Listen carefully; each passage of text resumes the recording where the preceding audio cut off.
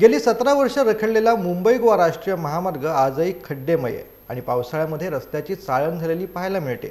अनेक लोकप्रतिनिधी यांनी मुंबई गोवा राष्ट्रीय महामार्गाची अनेक वेळा पाहणी केली, मात्र कोणालाच यश देखील आलेलं नाहीये।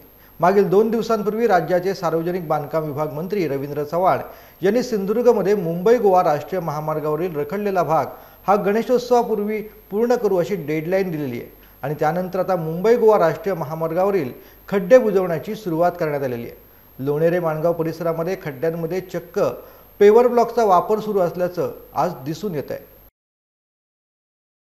मी किरण गुरव, मनसे रस्ते स्थापना रायगड जिल्हा संघटक। गेल्या 2 आठवड्यापूर्वी आम्ही याच ठिकाणी आंदोलन घेतलं होतं या खड्डे भरण्यासंदर्भात। हे आंदोलन घेतल्यानंतर या लोकांनी पेवर ब्लॉक लावून देणार असे आश्वासन दिलं आणि पेवर ब्लॉकचं देखील काम JNPT रोडला चालू केलं। पण आता जे कोकणाकडे जाणारे लोक आहेत, शनिवार रविवारची जी ट्रॅफिक आहे, त्या ट्रॅफिकला त्रास होत होतं। त्या त्रास कमी करण्यासाठी मनसेने स्वतः आता रस्त्यावर उडी घेतली।